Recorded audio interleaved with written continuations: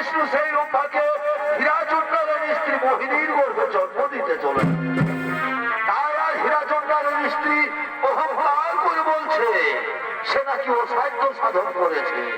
তাই ভগবান বিষ্ণু মোহিনীর ধর্মচূর্ণ করার জন্য মন্ত্রলোকে করছে না আগমন। তাই সমস্ত দেবগণ